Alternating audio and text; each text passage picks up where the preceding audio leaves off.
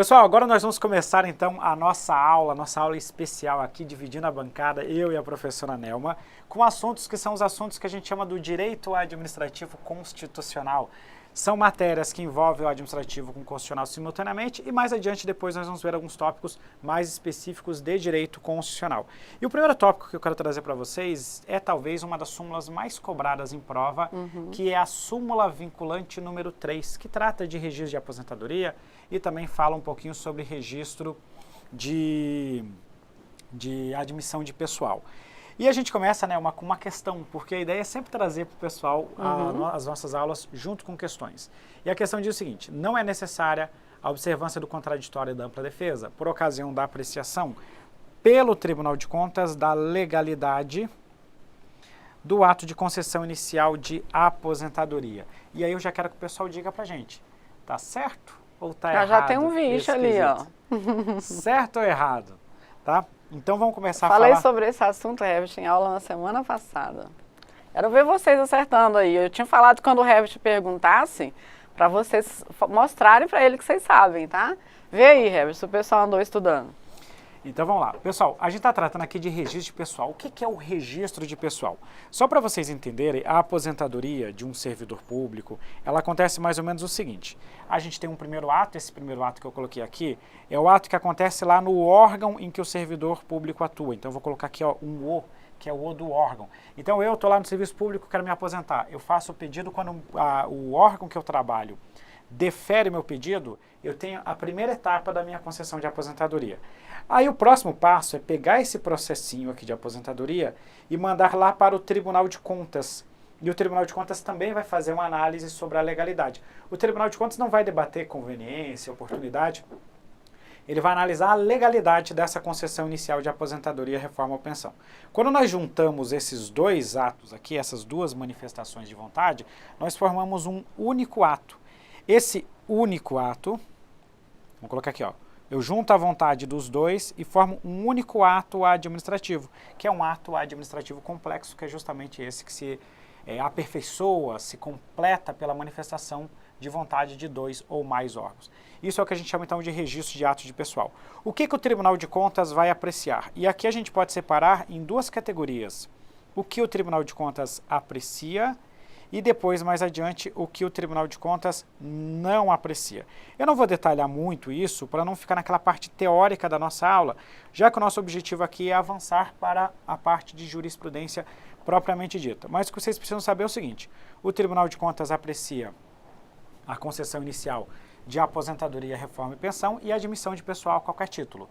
Ele não aprecia quando se tratar de provimento de cargos em comissão e também quando se tratar da situação da melhoria posterior que não altere o fundamento legal do ato concessório. São esses os tópicos que são analisados pelos tribunais de contas e essa competência está no artigo 71, inciso 3 da Constituição, né, que trata das competências, então, do TCU.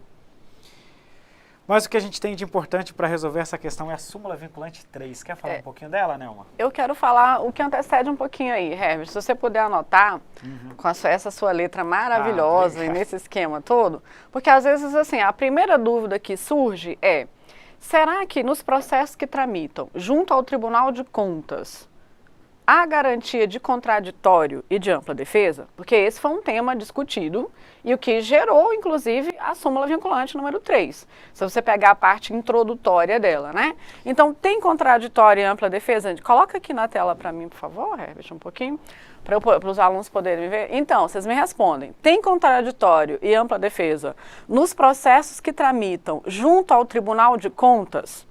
A resposta é sim. Ah, professora, mas qual que é a natureza do processo perante o Tribunal de Contas? É um processo administrativo. Mas se você pegar lá o texto constitucional, nos termos do artigo 5º, nós temos as garantias constitucionais de contraditório e ampla defesa, tanto para os processos judiciais, quanto para os processos administrativos.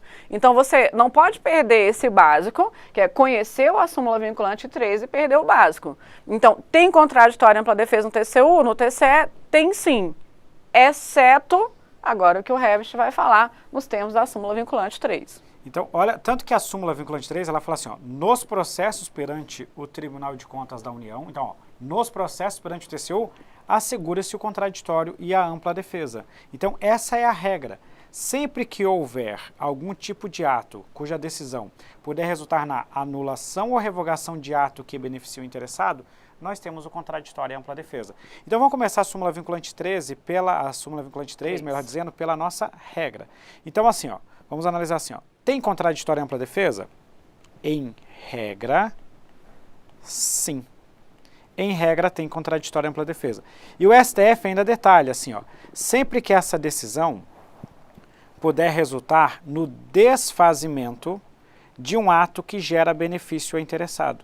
Entanto, sempre que gerar desfazimento de ato que gera benefício, é difícil às vezes escrever e falar ao mesmo tempo, ó, que gera algum tipo de benefício para o interessado.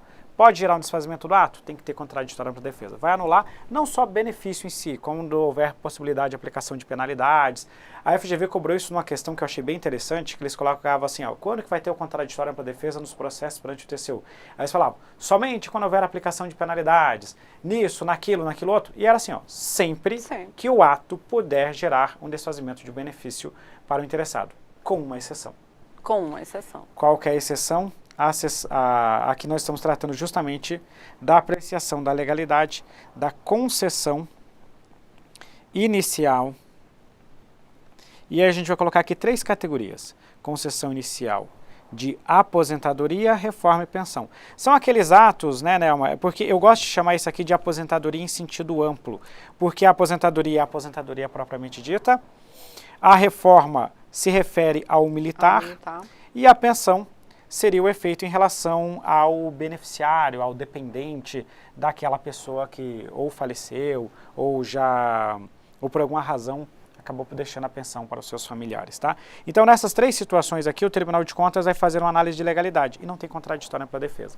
Agora eu vou perguntar para o pessoal, por que não tem concessão? Imagina a questão de prova numa discursiva, mas por que não tem contraditório e ampla defesa nesse ato?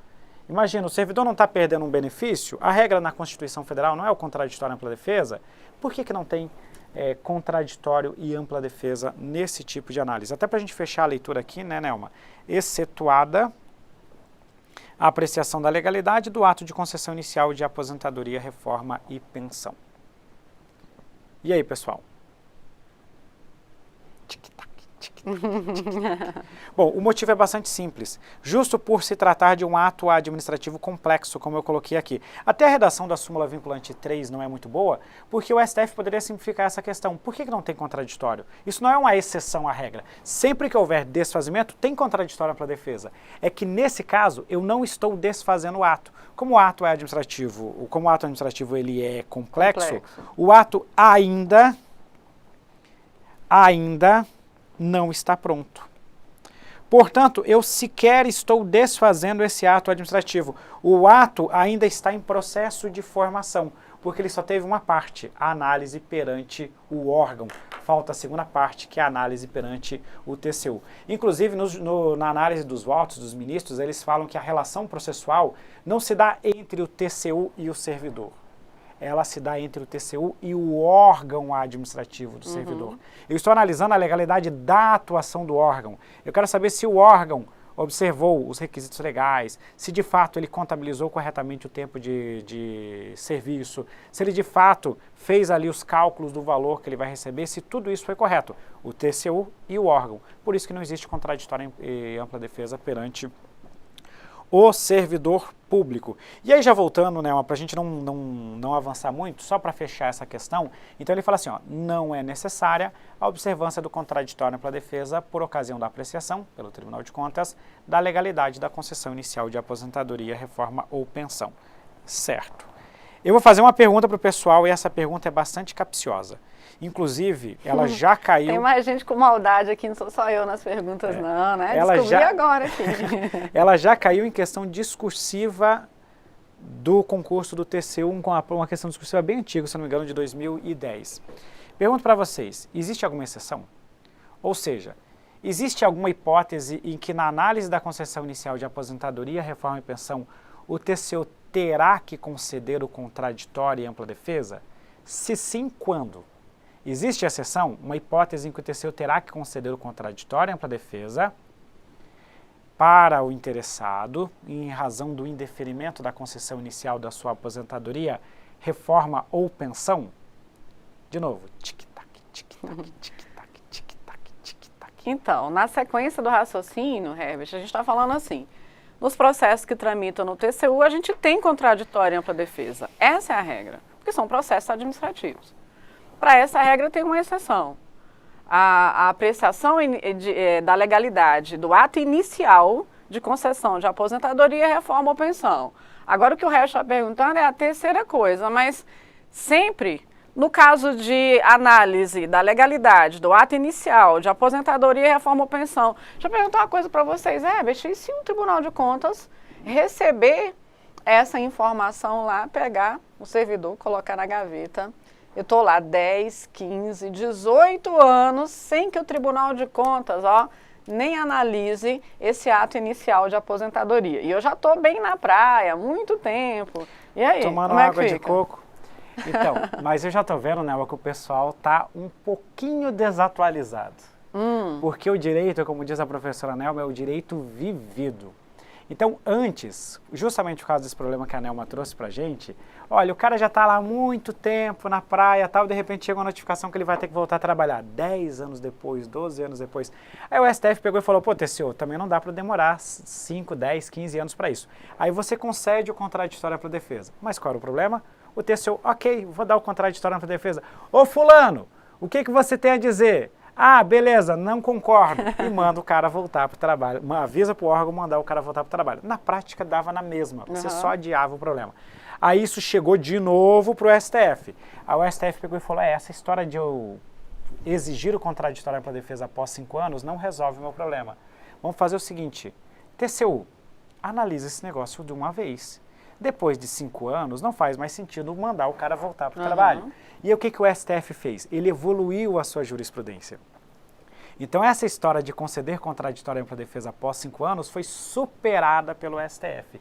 Qual que é a nova interpretação agora vigente desde 2020? O STF decidiu o seguinte, os tribunais de contas estão sujeitos ao prazo de 5 anos para o julgamento da legalidade do ato de concessão inicial de aposentadoria, reforma ou pensão. Eu vou parar por aqui e vou pular esse trecho, que depois eu vou ter que explicar um pouquinho melhor para vocês, e vou fechar aqui. Em atenção aos princípios da segurança jurídica e da confiança legítima. Por que 5 anos? A ideia do STF foi aplicar a isonomia. Se eu vou processar o Estado, eu tenho 5 anos. Então, se o Estado... É claro que me deram uma forçação de barra nessa isonomia aqui, mas foi o argumento do ministro, relator do ministro Gilmar Mendes. Se você tem 5 anos... A gente pode pensar, Herbert, na paridade de armas, né? Tanto do Estado em relação ao indivíduo, quanto do indivíduo em relação ao poder público. Isso. E aí, se o indivíduo tem 5 anos, o Estado terá 5 anos. Ou seja, o que acontece depois de 5 anos? O registro é concedido automaticamente. Existem umas questões para quem é da área de controle externo, que é uma revisão desse ato mais adiante, né, uma vez que ele está aperfeiçoado e tal, mas isso a gente não vai falar nessa live porque é muito difícil de cair em prova e já é um assunto muito específico para a área de controle. Mas para você, concurseiro que está nos acompanhando, o que você precisa saber é o seguinte, depois de 5 anos, se o Tribunal de Contas não analisou, acabou. Registro automático extingue esse processo. Então não se debate mais o registro. Então por que não tem mais contraditório pela defesa? Porque não faz mais sentido em falar em análise após 5 anos. Decorridos 5 anos, o processo está automaticamente registrado. É o que nós chamamos de registro tácito ou registro automático. Pois bem, mas o pessoal acabou de perguntar, a Letícia perguntou assim, mas quando começa a correr o prazo de 5 anos? Isso eu ia pedir para você marcar ali, e como eu brinco com eles assim, não é com esse marca-texto da nossa cor aí não, é para marcar no extravagante lá o prazo, porque isso cai muito na prova, ou cai em constitucional, ou cai em administrativo, mas está sempre lá e gera confusão. Então o prazo de 5 anos começa a ser contado de quando? De quando o ato chega ao Tribunal de Contas. Não é de quando o ato inicial é praticado, é de quando o ato chega ao Tribunal de Contas, porque o prazo dos 5 anos é para exaurimento das ações do próprio Tribunal de Contas. Eu já estou anotando aqui, né? Olha só, o prazo para análise é um prazo de 5 anos da chegada no Tribunal de Contas. E o que acontece após o decurso desse prazo? o que a gente vai chamar de registro tácito. Por isso que não se fala mais em concessão de contraditório em ampla defesa. Fica uma situação ainda mais vantajosa para o servidor e exigiu aqui do Tribunal de Contas uma ação mais tempestiva, que é a análise de imediato, porque se passar 5 anos desde a chegada no tribunal, acontece o registro. Cuidado, o que as bancas fazem aqui? Elas vão colocar algumas datas, e nessas datas elas vão colocar o pedido no órgão, o deferimento no órgão, a chegada no TCU. O prazo de 5 anos ele conta só da chegada no TCU. Enquanto não chegou no tribunal, fica um prazo ali de stand-by que não é contabilizado. Então pode ser de o órgão conceder hoje e mandar para o TCU só daqui a 1 ano. Esse 1 ano não é contado no prazo de 5 anos. É 5 anos da chegada perante o TCU. E para a gente fechar, aí olha só. Então a gente já colocou aqui, ó, a contar da chegada do processo à respectiva Corte de Contas. Mas aí, Nelma, imagina, eu quero que o pessoal imagine a seguinte situação, porque um caso assim vai cair na sua prova. Imagina que um órgão público fez a contratação de professores de forma assim meio irregular. Um combinado entre o legislativo e o prefeito municipal para contratar um pessoal sem concurso público, com algo meio duvidoso. Isso chegou para o Tribunal de Contas e o Tribunal de Contas indeferiu o registro. Aí chega a Câmara Municipal, ou se for no caso do Estado, o Tribunal de Contas, a Assembleia Legislativa, ou até mesmo se for na União, o Congresso Nacional, e vão falar o seguinte, mas calma aí, o titular do controle externo não sou eu? Por que o Tribunal de Contas está interferindo aqui nas minhas decisões? Essa história de o tribunal indeferir o registro, aqui no Legislativo não vai passar. Então vamos fazer o seguinte, vamos suspender a decisão, sustar a decisão do Tribunal de Contas e considerar lícita as contratações realizadas pelo prefeito municipal. Ou seja, vem o Poder Legislativo e passa por cima do registro, dizendo que quem está registrando é ele, consequentemente revisando a decisão do Tribunal de Contas sob a alegação de que ele é o titular do controle externo. E aí, pode ou não pode, Nelma? Deixa o pessoal lá no chat responder. Agora, você viu que o chat até calou, Herbert. Maldade do Herbert aqui também nas perguntas, né?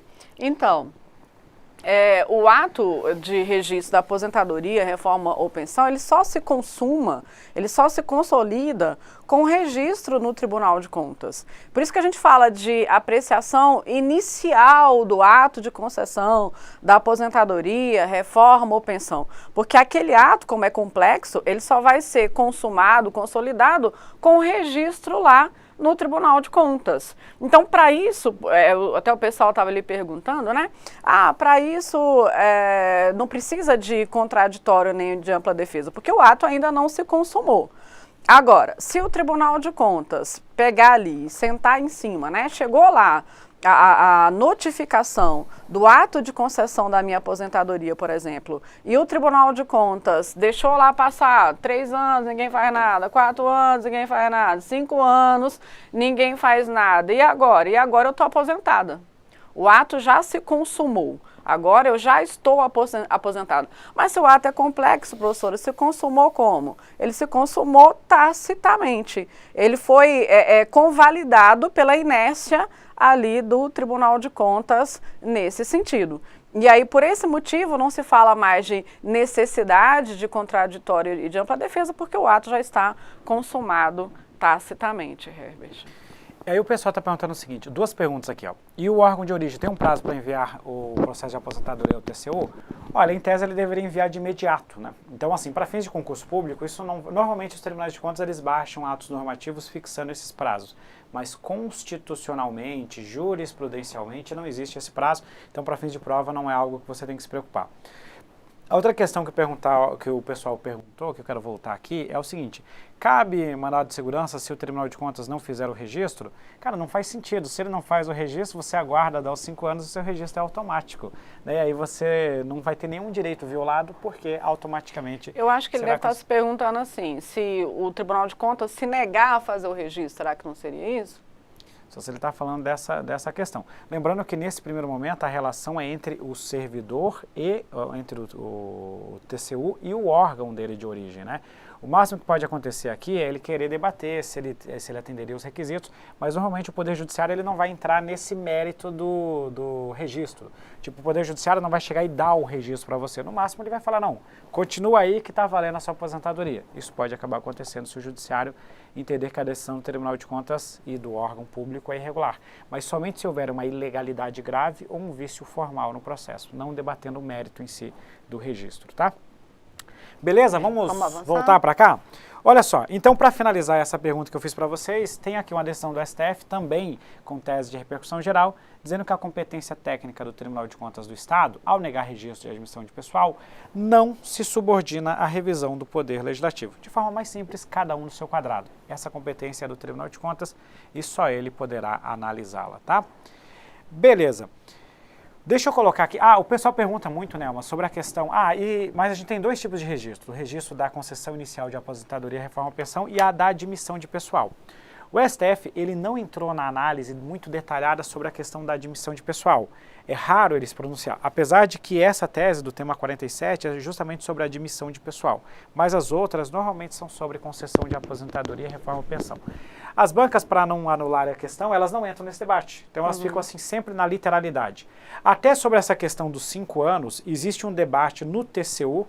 Uma das turmas, câmaras do TCU entendia de uma forma, a outra entendia de outra. Isso estava para chegar ao plenário do TCU, mas não é um tema de prova. Então, para a gente não ficar assim indo ao infinito com vocês, eu não vou nem trazer esse debate. Vamos focar naquilo que está nas decisões, que é o que efetivamente vai cair pela prova de vocês, tá bom? Ô, Herbert, por favor, fecha lá no seu esquema de novo. Só para a gente fechar aqui e, mais uma vez, recapitular. Então, olha só, gente, com base no que o Herbert colocou aí para vocês, e algumas pessoas ainda estão perguntando, né? Tem contraditório e ampla defesa? De novo, ó, nos processos que tramitam no TCU, gente, tem sim. Por quê? Porque o processo é administrativo. E a Constituição assegura contraditório e ampla defesa, tanto em processo judicial quanto em processo administrativo. Firmes aqui? Segundo passo, tem sempre? Não, tem uma exceção. Qual é a exceção? É quando o Tribunal de Contas faz a apreciação da legalidade do ato inicial da aposentadoria, reforma ou pensão. Pronto. A regra é, tem contraditório e ampla defesa sim, a exceção é essa aqui. Fechou? Última coisa que nós falamos aqui. Em relação ao prazo que o Tribunal de Contas tem para fazer essa apreciação da legalidade do ato inicial de aposentadoria, reforma ou pensão. Se ele deixar passar mais do que 5 anos, contados lá da data em que ele foi notificado do ato inicial, pronto. Neste caso, o ato estará consumado. Ok? Então agora o Tribunal de Contas não vai poder dizer assim, não, então vamos rever aqui e garantir contraditório, mas vamos rever. Não, não tem essa coisa de vamos rever, não. Deixou passar 5 anos, pronto. Eu estou aposentada, ou eu estou reformada, ou eu já sou pensionista e fechado. Tá bom? Entendido? Show de bola. Então, o pessoal perguntou, enquanto não é decidido pelo Tribunal de Contas, como é que fica a questão do dinheiro? Isso é um ponto interessante, né? Porque o STF considera como um ato complexo contra a doutrina, que não entenderia dessa forma, porque na prática, quando o órgão concede, você já vai para a praia, já vai curtir a viagem e tal. Então, assim, é como se na prática você estivesse aposentado, mas juridicamente não. Tá? Só que aí a gente não quer ficar misturando esses assuntos, senão você começa a levar isso para a prova, vai escrever alguma coisa dessa forma e vai perder a questão. Então, por isso que é sempre a ideia de focar exatamente no julgado que a gente está trazendo, porque por isso que às vezes o STF acaba revisitando algumas decisões. Essa súmula vinculante 3, ela é uma que no máximo em uns 10 anos ela deve ser revista pelo STF, na minha aposta, assim, sobretudo porque cada vez mais o STF vai apertando o laço aqui em relação à análise do Tribunal de Contas da União, tá? Mas aí já não é um assunto de questão de concurso público para vocês. Perfeito? Beleza. Show de bola? Vamos lá.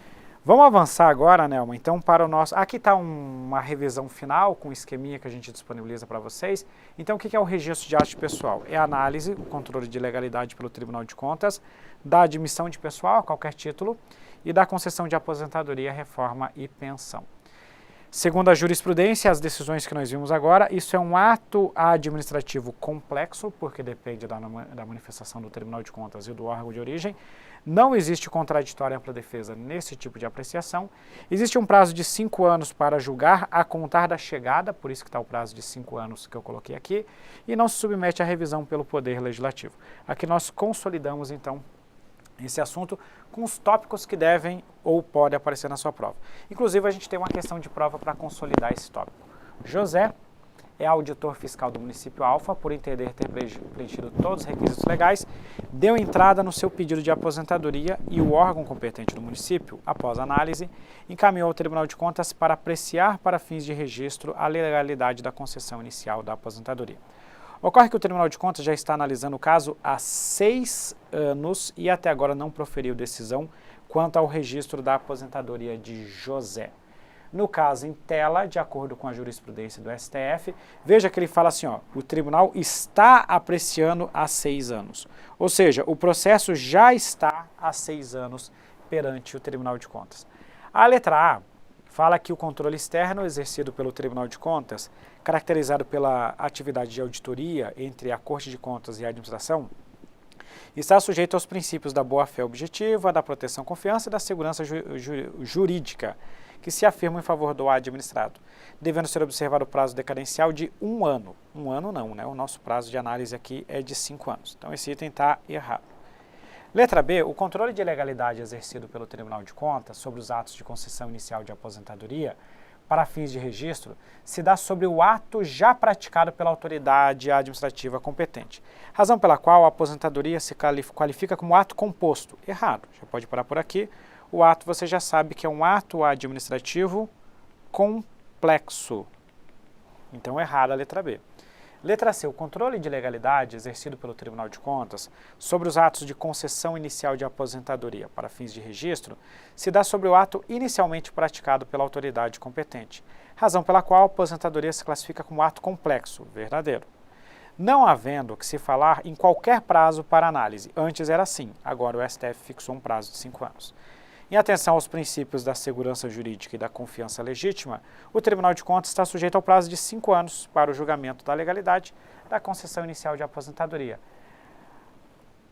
a contar da chegada do processo na Corte de Contas, após o qual se considerará definitivamente registrado. Esse é o nosso gabarito, então, conforme o que nós já explicamos. E a letra E fala no prazo de 3 anos aqui no meio, e a gente já sabe que não é esse prazo, e por isso que o item está errado. Tranquilinho, né, Nelma? Tranquilinho. Quando a gente sabe, é bom, fica fácil, né? Fica fácil. Dá pra gente falar assim, ó, tomara que caia na sua prova, Nelma? Dá pra falar, porque isso cai muito, gente. Vamos falar? Pois tomara que caia na sua prova, tá? Ou em constitucional ou em administrativo, mas vocês vão achar lá. Ô, Nelma, agora a gente separou um assunto de outras 2 súmulas vinculantes que elas não só caem bastante em prova, como elas são de difícil interpretação. Eu diria que, sobretudo, a nossa súmula vinculante 15, se o aluno pega esse tópico e só lê a súmula e vier um caso prático, ele às vezes vai ter uma dificuldade de interpretação, porque aqui já depende de uma parte um pouquinho mais técnica e nós vamos mostrar aqui para o pessoal isso aqui na prática, como que funcionam as súmulas vinculantes 15 e 16, e esses são temas quentes porque eles dizem respeito ao servidor, ao agente público, e ele também diz respeito à relação de trabalho. O pessoal aí tem muito concurso aí cobrando a parte de legislação trabalhista, por exemplo.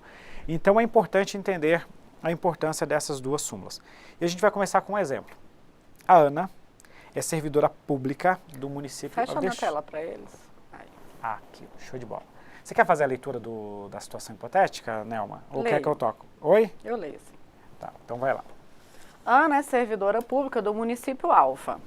Em virtude de dificuldades financeiras, Ana procurou a ajuda da Defensoria Pública, alegando que o seu vencimento básico foi fixado abaixo do salário mínimo, o que, segundo ela, viola o seu direito constitucional.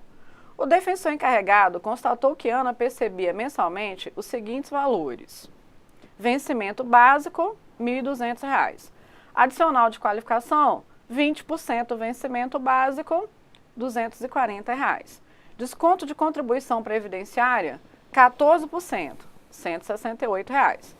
Considerando o entendimento do STF e que o salário mínimo vigente é de R$ 1.320, pode-se dizer que o município Alfa está descumprindo o direito constitucional ao salário mínimo de sua servidora?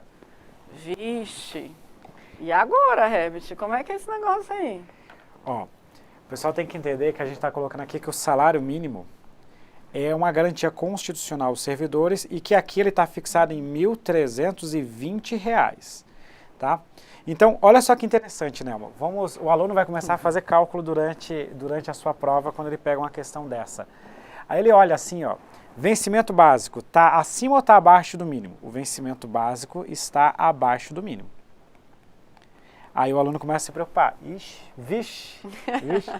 Outra coisa que está abaixo do mínimo, se a gente considerar somente os valores que estão no quadro, apenas esses valores que estão no quadro, ela vai receber 1.200 de vencimento básico, mais 240 de adicional de qualificação, o que vai dar um total para a gente aqui de R$ 1.440. Esse aqui está acima do salário mínimo. O salário mínimo está em 1.320. Só que se eu pegar esse valor de 1.440 e subtrair da contribuição previdenciária dela, isso que eu não estou nem considerando imposto de renda, mas vou considerar só isso aqui, porque provavelmente ela ficaria na faixa de isenção. Eu tiro esses R$ 168, o valor que vai ficar para ela aqui é de 1.272, se a minha matemática estiver certa. Eita, mas aí ficou abaixo do salário mínimo? 1.272 está abaixo do salário mínimo. O que ela está percebendo líquido na conta está abaixo do salário mínimo. Então a gente tem vencimento básico abaixo, remuneração líquida abaixo, remuneração total acima. E a gente quer saber se essa regra está certa ou está errada, de acordo com o entendimento do STF sobre o salário mínimo. Bom, a primeira pergunta que eu quero fazer para o pessoal é o seguinte: o servidor público tem direito constitucional ao salário mínimo? Sim ou não? E eu tô de olho nessa resposta, vocês vão dar por Herbert, hein, gente? Então, eu vou colocar aqui, ó, salário mínimo. E a primeira coisa que a gente vai colocar é, sim, o salário mínimo é um direito constitucional aplicável aos servidores públicos. Onde que está essa regrinha? Está no artigo 39 da Constituição Federal, combinado com o artigo 7º, inciso 4 da Constituição. O 39, parágrafo 3º, fala que aplica-se aos servidores ocupantes de cargo público o disposto no artigo 7º, inciso 4. E o artigo 7º, inciso 4, que trata dos direitos sociais, vai falar para a gente que são direitos dos trabalhadores urbanos e rurais o salário mínimo, lá dos direitos dos trabalhadores, o salário mínimo fixado em lei nacionalmente. Portanto, eles têm direito ao salário mínimo. Agora, o X da questão é saber se o salário mínimo é calculado sobre o vencimento básico ou sobre o total da remuneração ou sobre o líquido. Nós temos 3 fontes aqui para analisar.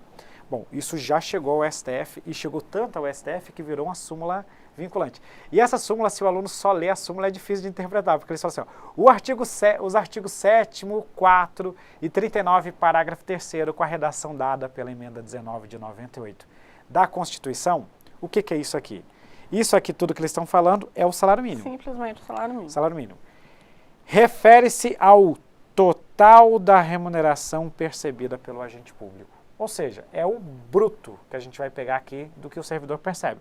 Algumas coisas ficam de fora, tipo verbas indenizatórias e tal. É mais ou menos como a gente faz para calcular o teto remuneratório, a gente faz aqui também para o cálculo do salário mínimo. Então, voltando para cá, é um direito constitucional dos servidores públicos e se refere ao total da remuneração. Então, aqui eu vou pegar o vencimento básico e vou acrescer esse vencimento básico às gratificações adicionais e outros benefícios que o servidor público recebe. Tá, o pessoal está falando assim, os servidores recebem vencimentos e não salários. Às vezes o STF, quando ele vai utilizar as expressões, ele às vezes mistura um pouquinho dos termos, apesar de a gente saber que remuneração não se confunde com salário. Tá? Então a gente está falando aqui do total da remuneração dele. Pois bem, então analisado o caso aqui da nossa amiga Ana, a gente percebe o seguinte: o total da remuneração dela, que é essa parte aqui, ó, 1.200 mais 240, dá 1.440, está acima do salário mínimo, então a situação dela está certa. Ana, desculpa, mas você não terá nenhum benefício a reclamar. Provavelmente seria isso que o defensor público iria trazer para ela, tá? Pessoal, a alíquota de previdenciária aqui foi meramente hipotética, tá? É só para a gente poder fazer o cálculo, a gente não está entrando aqui em percentuais, nada disso. É só para a gente poder ter um valor, um resultado hipotético para a gente poder avançar com o tema. Beleza, superada essa parte, agora nós vamos para uma segunda situação. Você quer falar alguma coisa ainda sobre a súmula vinculante 16, Nelma? Você já esgotou aqui a súmula vinculante 16? 16 sim, a minha ideia é ir para 15 agora. Ah, então eu tenho uma pergunta. Pode fazer, vamos lá.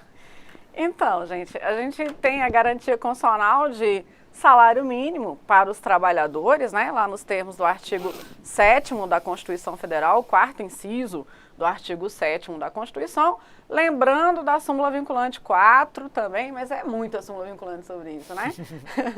E que o salário mínimo não pode ser utilizado como base de cálculo ou índice de indexação, né? Nos próprios termos do artigo 7º, inciso 4º da Constituição Federal. Mas a perguntinha, Herbert, que eu tenho que fazer é aquela que vem da maldade, essa garantia de salário mínimo, que Herbert falou que vale para servidor público, com relação ao total da remuneração. Vale para o trabalhador, o salário. Uai, mas tem alguém que pode ganhar menos do que o salário mínimo? Tem um caso que inclusive já chegou ao STF, que trata do pessoal do serviço militar obrigatório. E tem súmula vinculante, né? E tem súmula também, pra gente. Súmula vinculante número 6 aí também, né? Essa proteção que Herbert falou, contida também em súmula vinculante, que vale para você, servidor público, se aplica também aos trabalhadores, não se aplica aos militares, mas àqueles considerados praças iniciais, tá? Porque a remuneração deles ali pode ser inferior ao salário mínimo nos termos da súmula vinculante número 6. Ah, se eu fosse fazer a prova, Herbert, eu ia cobrar isso. Sabe o que eu ia cobrar também? O que mais você ia cobrar? Não? As maldades vão saindo, né? Então, sobre esse ponto da remuneração, anota aí, tá? Me metendo aqui na parte do Herbert, ó. Mas é porque vão surgindo as maldades, eu vou lembrando as questões de prova, sabe, Herbert? Vamos acrescentando cada vez mais. Essa que é a ideia dessa aula em dupla, é uma aula mais informal. A gente vai ter aquelas aulas de conteúdo pancadão, mas aqui é conversar mesmo e trazer ideias para vocês não esquecerem nunca mais. Então, essa garantia constitucional do salário mínimo, e se você pegar exatamente o próximo inciso, você vai ver a garantia da irredutibilidade de salário, que depois Herbert vai ter aula para falar com vocês sobre isso. Ele vai desenvolver bastante esse assunto. Mas vale dizer o seguinte, essa proteção constitucional diz respeito apenas ao valor nominal e não ao valor real. Vixe, que não entendi, foi nada, né? Então, se eu ganho aqui R$2.000, que seja a minha remuneração total, ou ali eu estou com um piso, por exemplo, que você sabe que é sempre maior do que o salário mínimo, a minha garantia de irredutibilidade é apenas em relação ao valor nominal. De 2.000 não baixa para 1.700, certo? Mas não contempla o valor real, o poder aquisitivo, quanto vale o seu dinheiro, o que dá para você comprar com isso. Isso vale, Herbert, para salário, remuneração e subsídio, segundo o Supremo Tribunal Federal. A gente vai falar bastante sobre isso a respeito... O pessoal também está misturando assuntos ali, tá? A gente está falando do pessoal do servidor público, tá? Por isso que algumas exceções, obviamente, nós não trouxemos para aula. Aqui a gente está tratando especificamente dos servidores públicos. Desculpa. Depois a gente vai trazer, numa das aulas, eu vou falar sobre todo esse sistema remuneratório, porque tem muita complexidade ainda para a gente trabalhar. Aqui no finalzinho ainda a gente vai falar um pouquinho da ADI 2138, que fala sobre a questão da irredutibilidade remuneratória dos agentes públicos. Vamos avançar então, Nelma, para o próximo caso, que o próximo ele é mais espinhoso, né? A Alicia fez uma pergunta tão boa, Alicia, deixa eu responder? Por favor. E o salário dos presos? É o que ela estava perguntando ali. E ela está perguntando uma decisão do STF. Muito bem, Lícia. Dá até vontade de perguntar quem é a professora de constitucional sua, né? Enfim, com essa pergunta aí da Lícia.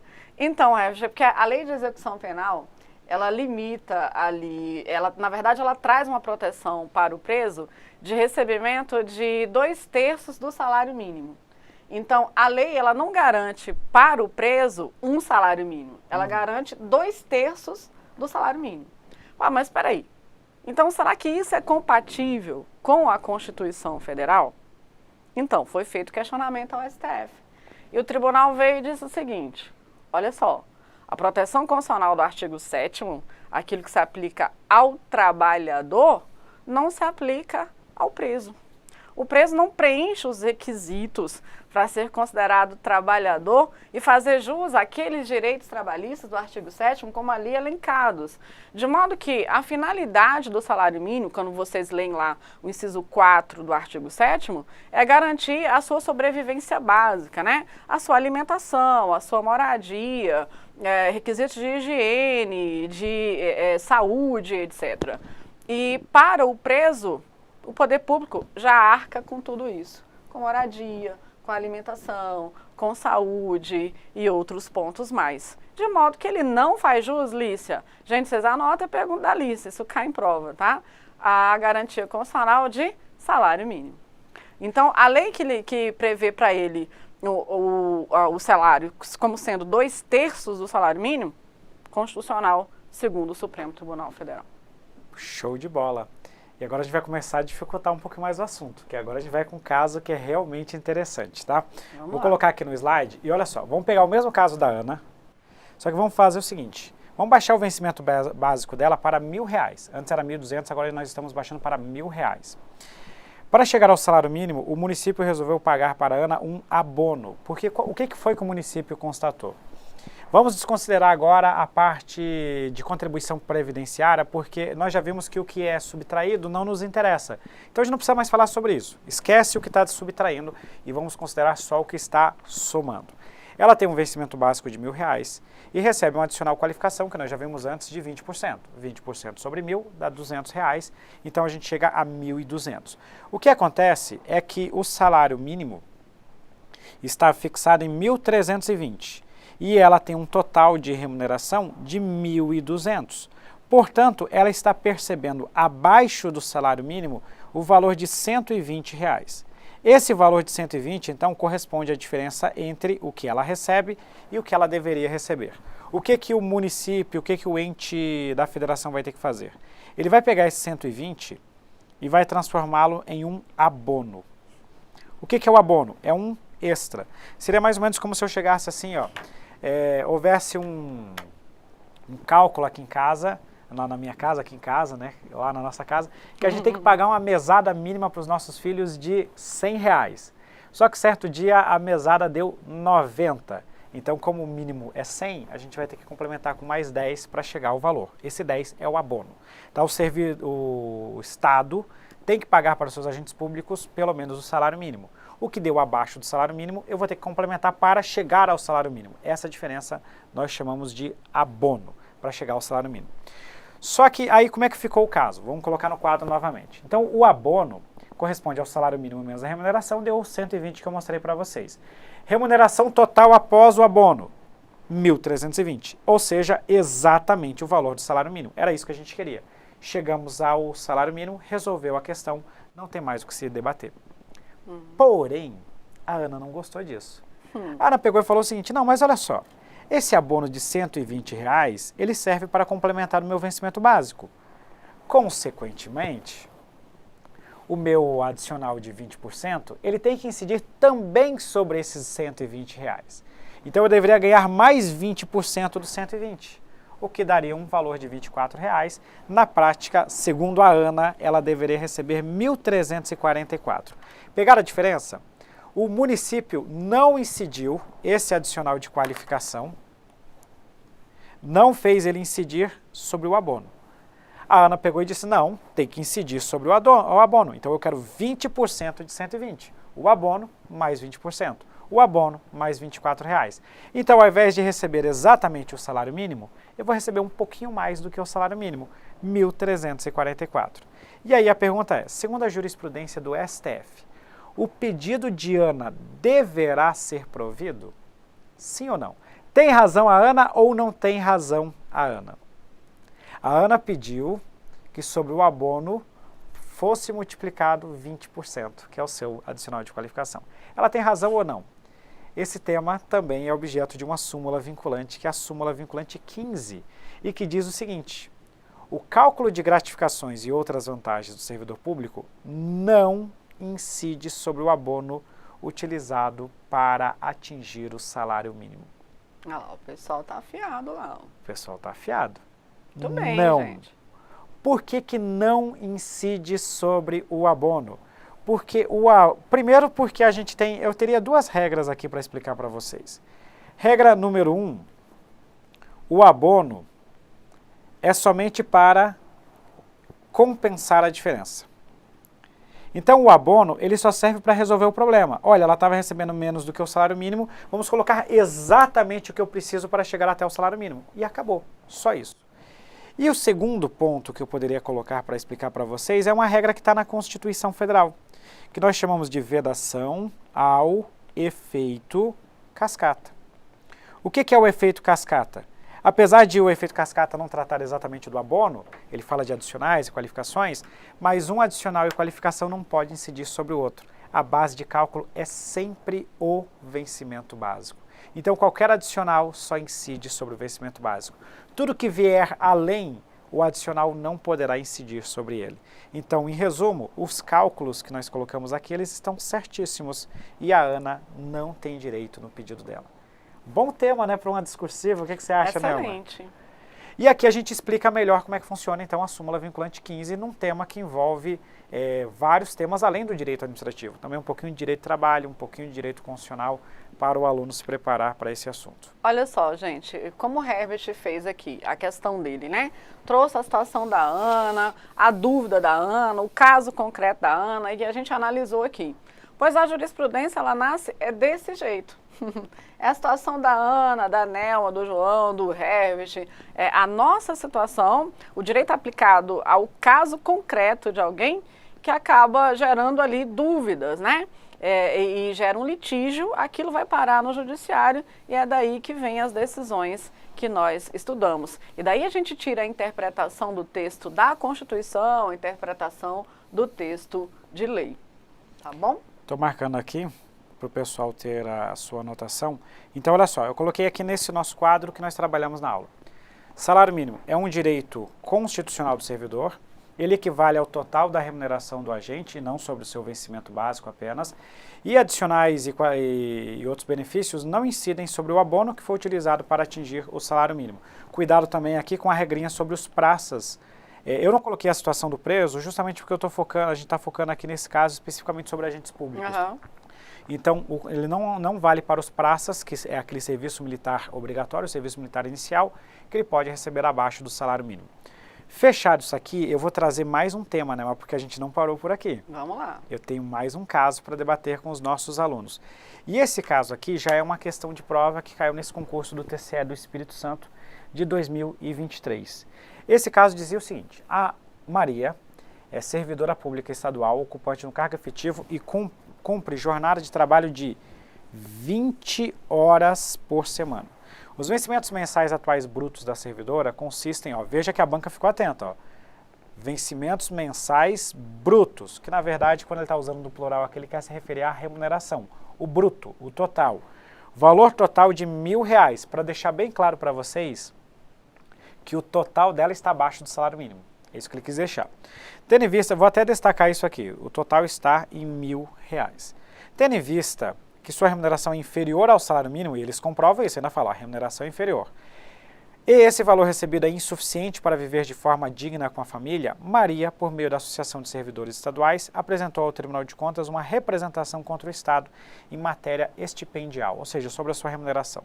No caso em tela, deve ser observado que o STF tem entendimento no sentido de que a gente quer saber o seguinte: ela está ganhando menos do que o salário mínimo e ela está questionando isso. Só para vocês conseguirem entender, eu vou colocar uma situação hipotética ainda mais grave. Imagina a seguinte situação: João exerce o cargo A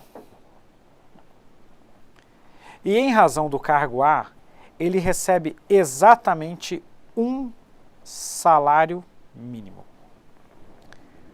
Pedro ingressou em um concurso público após João e a administração pública fez um concurso público visando o provimento do mesmo cargo, o cargo A, porém com uma jornada reduzida. Essa jornada aqui seria uma jornada de 20 horas por semana. Enquanto a situação do João, era uma situação de 40 horas por semana. Para atender a isonomia, o que o município fez? Horas. Se o cara que trabalha 40 ganha um salário mínimo, o que trabalha 20, vou aplicar aqui uma matemática básica, e eu sei que ele tem que receber meio salário mínimo. Meio salário mínimo. Isso aqui, qual que é a alegação do município? A aplicação do princípio constitucional da isonomia. O município ainda chega para o Pedro e fala, olha, até queria te pagar mais, mas em razão da isonomia, eu não seria justo com o João se eu te pagasse um salário mínimo. Então eu tenho que te pagar meio salário mínimo. A pergunta é, pode ou não pode essa regra? A Maria poderia receber isso menos? De golpe. Isso é um golpe. Aí olha só. O que o STF decidiu sobre esse assunto? Depois eu vou botar só o gabarito da questão, porque essa questão é tudo basicamente Ctrl+C, Ctrl+V as alternativas. O que o STF disse? É defeso. Professor, o que lá é defeso? Nelma, essas aqui são aquelas palavrinhas mágicas. Defeso, prescindível, imprescindível, que aparecem em questões de concurso público. O que é defeso? É vedado, é proibido. Então, defeso é vedado, proibido. É defeso, é proibido o pagamento de remuneração em valor inferior ao salário mínimo ao servidor público, ainda que labore em jornada reduzida de trabalho. Decisão de 2022, importante, e tomara que caia na sua prova. Vai cair. Né? E está caindo. E olha só, Nelma, e sabe quais foram dois argumentos que eu vi que chamaram muita atenção do relator, do ministro Dias Toffoli, nesse julgado? Número 1, ele falou o seguinte, olha, essa é a história, porque o município de fato alegou, olha, mas eu estou cumprindo a isonomia. Ele pegou e falou o seguinte, quando você vai atender a isonomia e você está tratando de um direito e garantia individual, você deve subir o patamar e não descer o patamar. Então você iguala por cima e não por baixo. Em outras palavras, o que eles falaram? Olha, na hora de você definir o seu plano de cargos e carreiras, ao invés de você pagar um salário mínimo para o João, pague 2 para ele. E aí sim você poderá pagar um salário mínimo ao Pedro e vai atender a isonomia. Então, para atender a dignidade da pessoa humana e essas outras questões, você faz o procedimento contrário. Não é igualar para baixo, é igualar para cima. E o segundo argumento, que é um argumento bem interessante também. A maioria dos servidores públicos estão sujeitos à vedação à acumulação remunerada de cargos, empregos e funções. E ele pega e fala o seguinte, o Estado de um lado te proíbe a acumulação e de outro te paga meio salário mínimo que, pelas regras constitucionais, não seria suficiente para atender aquelas despesas mínimas. A própria Constituição diz que a finalidade do salário mínimo é cumprir aquele mínimo existencial. Portanto, não pode pagar menos do que o salário mínimo, ainda que a jornada de trabalho seja reduzida. Vamos só fechar então o gabarito da questão, porque tem mais um tópico para a gente fechar esse bloco aqui da nossa aula. Então a letra A diz que não há que se falar em inconstitucionalidade do pagamento. Eu não vou fazer a leitura de toda a opção, porque já fica claro, tem inconstitucionalidade nos pagamentos inferior ao salário mínimo. Então a letra A está errada. A letra B fala assim, ó, é defeso o pagamento de remuneração inferior ao salário mínimo do servidor público estatutário, mesmo que exerça jornada reduzida, respeitado o limite mínimo de 20 horas. Aqui vem um outro argumento do STF. A Constituição assegura o salário mínimo e em nenhum momento diz que um salário mínimo para 40 horas, um salário mínimo para 44, um salário mínimo para 30. A Constituição só assegura o salário mínimo sem vincular a uma extensão de jornada de trabalho. Então, não existe essas 20 horas mínimas por semana da letra B e por isso que ela está errada também.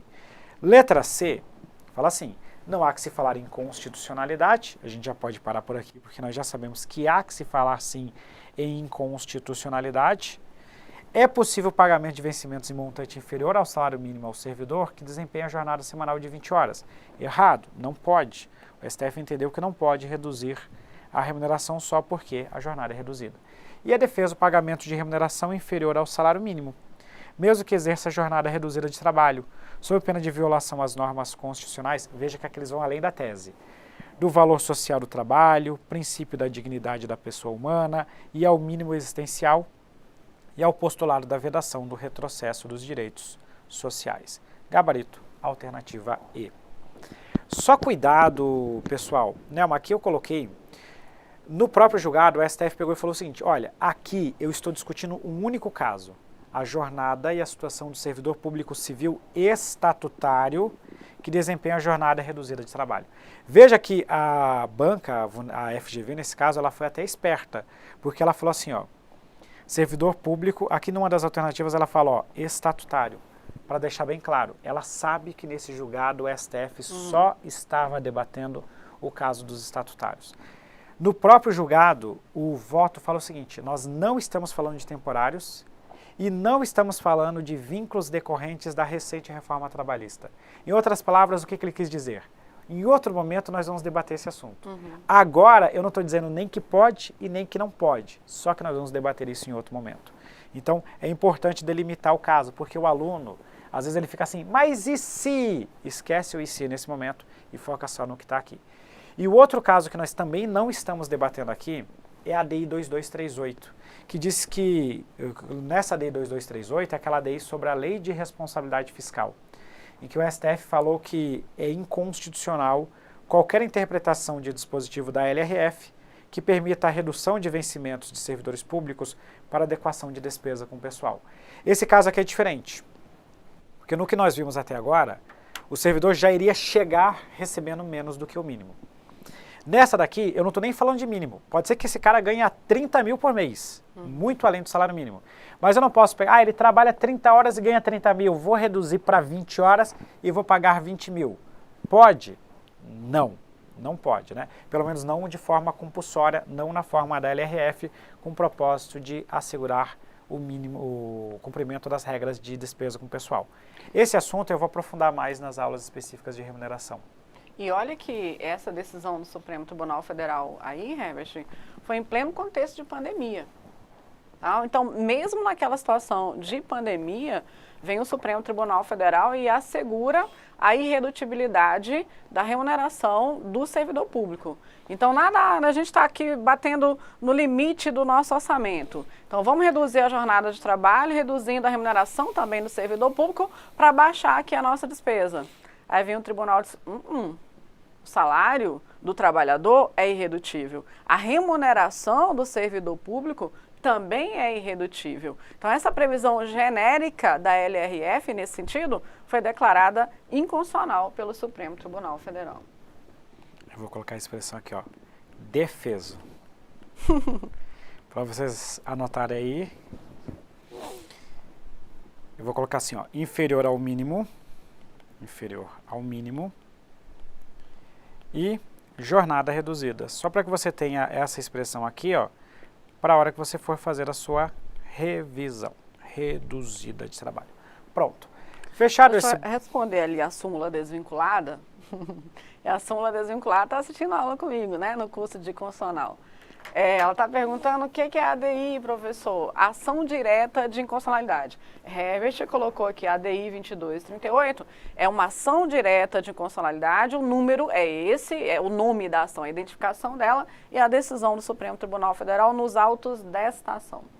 Show de bola, com isso a gente fecha essa parte inicial da nossa aula de hoje. Tá, mas essa parte inicial, explica para eles que ainda tem constitucional, inicial, né? ainda tem muita coisa. Eu só quero falar pro pessoal o seguinte... O povo me abandona. O povo não está dando like, né? A gente está com quase 4 mil pessoas nos acompanhando ao vivo e eu não vi alguém compartilhando essa aula. Então, vamos fazer o seguinte, vocês querem mais conteúdo? Então, vamos compartilhar essa live? Então, se você está gostando dessa aula, faz 2 pedidos que eu estou te fazendo aqui. 1, compartilhar a aula nos seus grupos de estudo, chamar, pô, eu estou vendo uma aula aqui que está muito bacana. E 2, deixar o seu like. Se você fizer isso, você já vai ajudar muito eu e a professora Nelma, porque hoje a gente está assim, ó, desde manhã na batalha em cima desse conteúdo para eles. E se vocês estão gostando, se vocês estão achando legal esse método, eu quero essa participação de vocês. E esse reconhecimento eu vou conseguir pelo like e também pelo compartilhamento da aula de vocês, dessa aula por vocês, tá bom? Nelma, vamos entrar numa parte de direito constitucional, para a gente não ficar fugido? Vamos. Vamos? É o que eu quero desde o começo. Então está com você a palavra e eu vou anotando aqui. Vamos lá. Vê aí o slide, Herbert, que eu estou um pouquinho longe. No que diz respeito à advocacia pública, a defensoria pública, assinale a opção correta com base no entendimento do Supremo Tribunal Federal. Olha só, gente, observa a prova. A banca Sebrasp A gente está falando do Ministério Público, mas é para analista em jornalismo. Por que eu separei essa questão assim propositalmente? Questão quentinha, questão recente do Ministério Público Estadual de Rondônia. E na prova para jornalista, e o que a banca vem cobrar? Só jurisprudência. Todos os itens, Herbert. Jurisprudência. Opa, voltando aqui, né? Entrou uma vinheta ali, foi sem querer. Todos os itens, somente de jurisprudência. Às vezes os alunos falam assim, professora, mas tudo bem cobrar para a carreira jurídica, mas eu que vou fazer concurso para a área administrativa, vou fazer uma prova para jornalista. Nem precisa estudar assim, aprofundadamente. Será? Vamos enfrentar Sebrasp aqui? Você sabe, né, Herbert, que é a minha banca favorita, eu já te contei? Eu gosto mais da... Eu estou respondendo aqui o operador da nossa aula. Eu gosto mais da FGV, né? Então aí a gente fica equilibrado aqui. Ainda bem que tem dos dois aqui, né? Vamos lá para a letra A, então, Nelma? Olha só, gente. No que diz respeito à advocacia, vamos lá. Letra A. Advogado que for nomeado juiz eleitoral fica impedido de exercer a advocacia. Quero só ver. E aí, hein, gente? Certo? Errado? Mas que negócio é esse, professora, de advogado que compõe a justiça eleitoral e que tem jeito de ter isso? Advogado exercendo a advocacia, meu Deus do céu. O que vocês acham disso aí? Advogado nomeado juiz eleitoral fica impedido de exercer a advocacia. Onde que nós vamos achar isso? Falar nisso, hein? O TSE está chegando por aí. Eu, no seu lugar, iria anotar isso aqui. Então, Herbert, naquela sua letra linda e maravilhosa, obrigado, coloca aí, por favor, num slide branquinho, se tiver. Não tiver, pode ser lá mesmo. Só a composição do TSE, rapidamente, para todo mundo poder entender. E quem quiser depois dar uma olhadinha nisso, o texto constitucional fala da justiça eleitoral a partir do artigo 118. No TSE, Herbert, nós temos, no mínimo, 7 ministros. Atualmente, a gente só tem o mínimo, 7. Aí tá, quem são esses 7 ministros? 3, Herbert, são ministros do Supremo Tribunal Federal. E eles estão acumulando função. São ministros do Supremo e são também ministros do TSE. Então, 3 do STF. Há 2 ministros que são do STJ, também acumulando função. E agora chegou o ponto que a banca estava falando. Tem 2 ministros que são advogados. Então, você pode colocar aí 2 advogados. Esses advogados são selecionados por quem? O Supremo Tribunal Federal vai indicar 6 advogados. Na prática, funciona assim. São 2 listas tríplices. O STF indica 6, mas em 2 listas tríplices. E aí o presidente da República, de cada lista, vai lá e escolhe um advogado. Então, são 2 advogados escolhidos pelo presidente da República, dentre 6 nomes que são ali selecionados pelo Supremo Tribunal Federal. Observa, aqui não é o OAB que faz essa indicação, não. É o STF, tá? Bom, muito bem. Então, perceba que na composição do TSE, você escolha tem... do presidente, né, Nelma? Só para deixar claro aqui. Exatamente. Então, perceba que na composição do TSE há 2 advogados. De modo parecido, você tem a composição do TRE, tá? No TRE, acho que nem precisa você anotar, vou falar aqui rapidamente.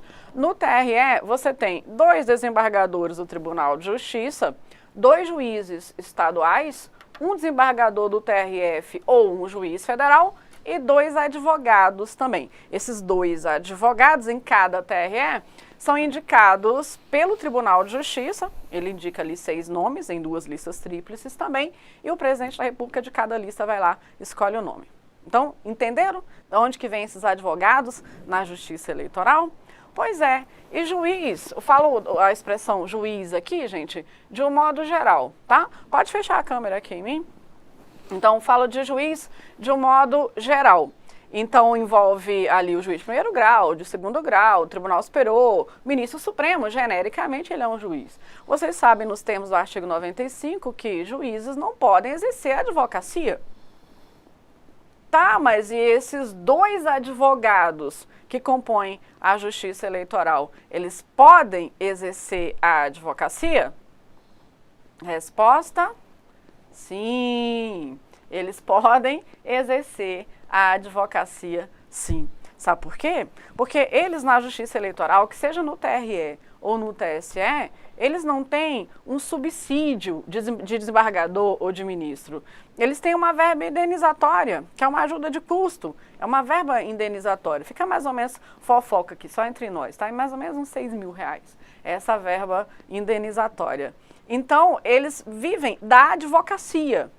E o que eles trabalham lá na Justiça Eleitoral, eles recebem essa verba indenizatória apenas. Então, eles vivem da advocacia, advogando, portanto, recebendo honorários advocatícios, portanto, impedidos apenas de exercer a advocacia perante a Justiça Eleitoral. Eles têm mandato na Justiça Eleitoral enquanto forem desembargadores do TRE ou ministros do TSE, não vão poder advogar perante a Justiça Eleitoral, mas poderão advogar no restante do judiciário. Então, é isso aí. Agora, eu te pergunto uma coisa, Herbert. Organizado aqui, Nelma, exceto os ministros advogados do TSE, TSE/TRE? Exatamente. /TRE aqui, né? /TRE. Então, olha só, Herbert, o que eu ia perguntar para você. O que isso tem a ver numa prova para jornalista? Para o cargo, eu não vejo relevância, talvez alguém consiga ver. Tem a ver porque está na prova, se está na prova é o que você tem que acertar, né? O propósito é assim, passar no concurso. E para passar no concurso, ele vem cobrar um detalhe desse. Professor, isso costuma cair na prova? Sim, é uma jurisprudência repetida. Só que para a área jurídica. Mas ele agora cobrou para jornalista. Tá vendo como a gente não pode desprezar nadinha? Então me fala aí, gente, a letra A tá certa ou tá errada? Errada, Herbert já logo marcou. Já marquei, já marquei errado, já aprendi. Vamos ver a letra B? A ausência de defesa técnica por advogado em processos administrativos disciplinares ofende diretamente a Constituição Federal de 88. Fala aí, Herbert. Eu já vou falar que é uma súmula vinculante. Súmula vinculante 5 do STF, que era um dos temas que a gente já iria separar, né? Não, a gente ficou na dúvida se ia entrar na minha aula, na sua aula, acabou entrando na aula da Nelma, a súmula vinculante 5 do STF, que fala que a falta de defesa técnica por advogado no processo administrativo disciplinar não ofende a Constituição Federal. Em outras palavras, não é obrigatória a defesa por um advogado em um processo disciplinar. Se eu sofrer um PAD, eu posso fazer a minha própria defesa, eu posso contratar um terceiro que não precisa ser advogado para fazer a minha defesa, ou eu posso contratar um advogado se eu quiser. Mas vamos fazer uma pergunta, Nelma, vamos fazer 2 perguntas para os nossos alunos. Pergunta número 1. E se eu quiser contratar um advogado com os meus recursos, a administração pode negar, indeferir o meu pedido? Eu quero fazer, eu quero. Aí pode chegar a administração e dizer, não, mas não precisa de advogado segundo a súmula vinculante 5. Aí você vai levantar o dedinho e vai dizer assim, não precisa, mas eu quero. Eu quero, eu tô pagando, né? Tô pagando. É meu direito, né? O direito de ter uma defesa técnica. A defesa técnica é aquela que é feita por advogado, né? E essa súmula vinculante número 5, Herbert, nasceu de uma desavença entre o STJ e o STF. O STJ, ele tinha vasta jurisprudência no sentido de que feria a garantia constitucional de contraditório, feria a garantia constitucional da ampla defesa, a falta de defesa técnica em processo administrativo.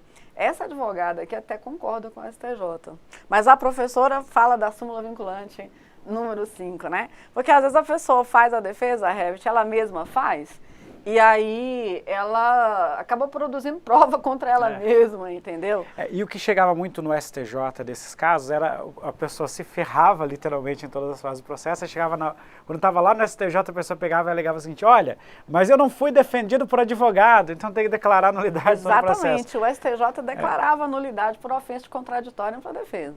Aí, pode falar. Pode falar. Você, Débora, por favor.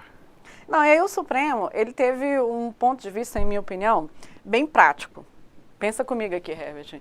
Se o STF tivesse entendido que precisa ter advogado em processo administrativo disciplinar, Como é que ia fazer com aquele pessoal que não pode contratar advogado? Esse pessoal teria que ser assistido por defensor público. Agora você imagina, na quantidade de defensores públicos que nós temos, para o processo judicial já falta bastante, imagina ter que ter defensor público obrigatoriamente atuando em processo administrativo disciplinar. Nesse caso aí específico, até a OAB apresentou revisão dessa súmula vinculante, projeto de revisão da súmula vinculante, e o Supremo manteve. Então, por isso que tem caído com mais insistência nas provas, porque a gente tentou reverter e o Supremo disse, mantida a súmula vinculante número 5. Eu falei que seriam 2 casos, né? Mas agora a segunda pergunta que eu vou fazer para o pessoal é o seguinte: existe alguma exceção à súmula vinculante 5? Para a gente dar uma aprofundada nesse assunto. Só para o pessoal entender, processo administrativo disciplinar, ainda que seja uma espécie de processo administrativo, ainda assim pode ser um gênero nos tipos de processos disciplinares. Por exemplo, pode ser um processo disciplinar de servidor público. Esse não precisa de fato de advogado, a não ser que o servidor contrate, se faça esse tipo de advogado, porque a própria Lei 9784, ela fala que é direito do interessado se fazer assistir facultativamente por advogado. Mas tem um caso que a gente tem que entender que essa regra, obviamente, não se aplica ao direito penal, né? No direito penal nós precisamos de um advogado. Sim. E tem uma situação que a Cristiana acabou de acertar ali e colocar no quadro, que é a situação em que o processo disciplinar terá repercussão no direito penal, que é na situação da execução penal.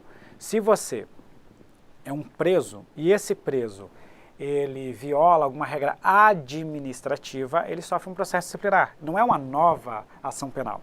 É um processo disciplinar pela indisciplina dele no xadrez, na cadeia. E aí esse processo pode repercutir no regime de progressão da pena. Na prática, ele pode ficar mais tempo preso ou menos tempo preso, conforme o resultado desse processo disciplinar. Fora que, diferente de um servidor que está solto, que tem contato com pessoas, ele, como preso, ele vai ter dificuldade de acesso. Então, por isso que ele precisa ter uma assistência técnica por advogado. Então, a exceção da súmula vinculante 5, se algum dia a questão te perguntar, eu não lembro de ter visto isso em questão de prova, é a situação do processo disciplinar contra o preso. Mas você só vai pensar nisso se a questão trouxer isso para o debate. Se ela falar genericamente, em processo disciplinar, a defesa técnica por advogado é obrigatória? Não. Não ofende a Constituição Federal a falta desse tipo de defesa. Muito bem. Vamos lá para a letra C agora, gente?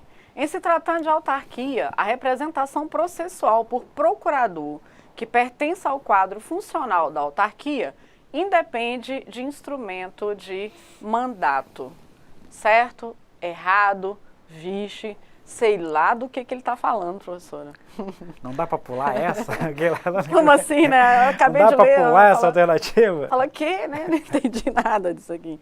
Enfim, gente, ele está trabalhando as funções essenciais da justiça, né? Artigo 133 da Constituição, que fala que o advogado é indispensável no processo judicial.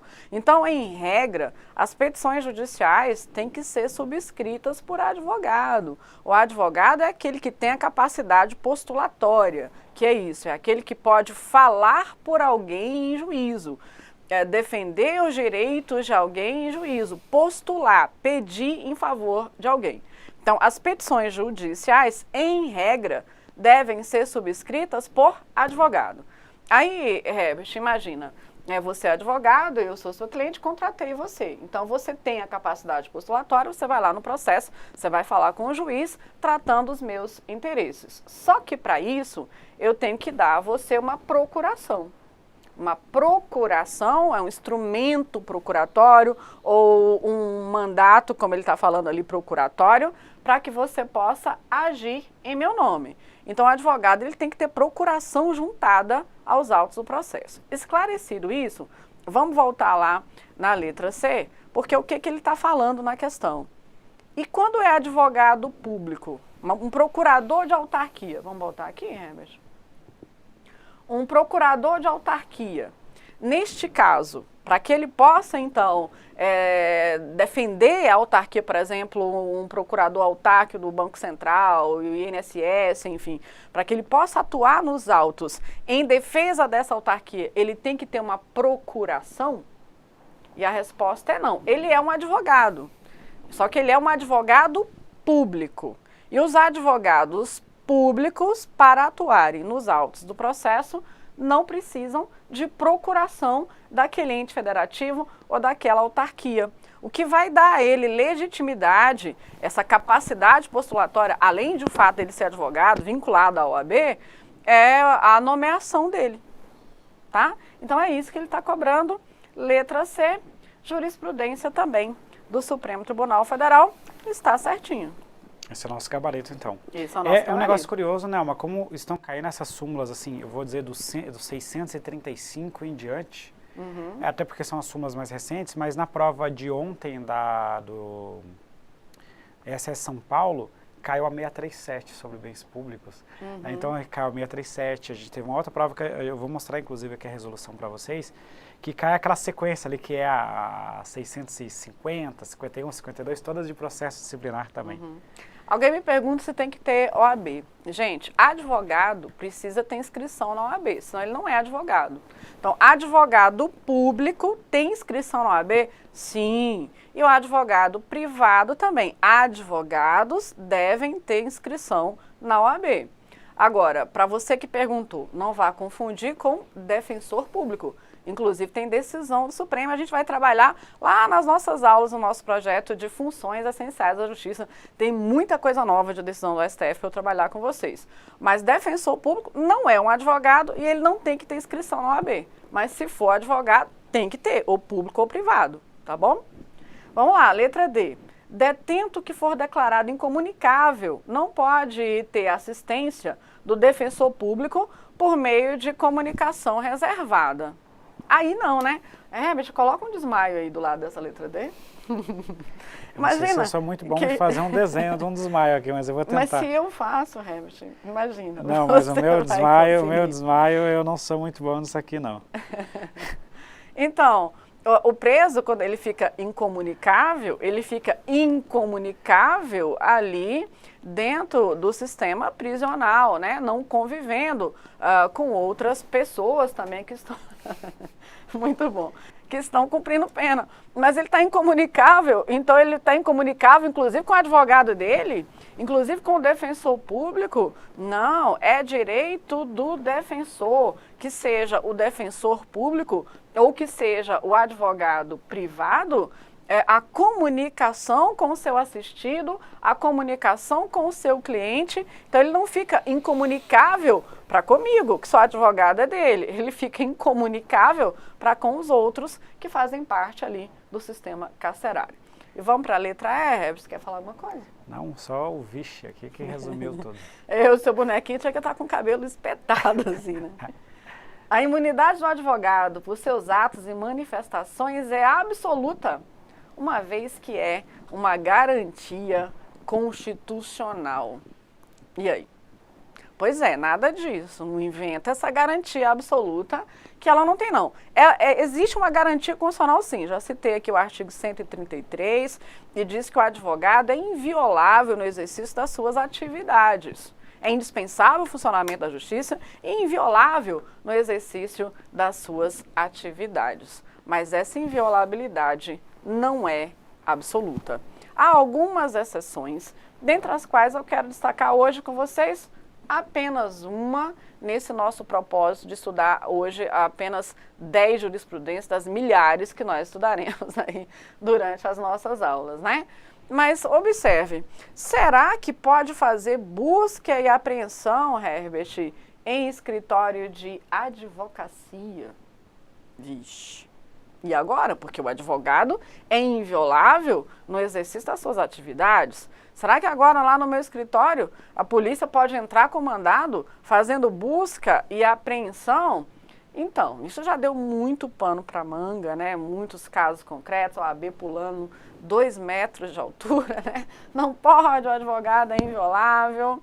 Mas aí vem o Supremo Tribunal Federal e diz o seguinte, preste bastante atenção.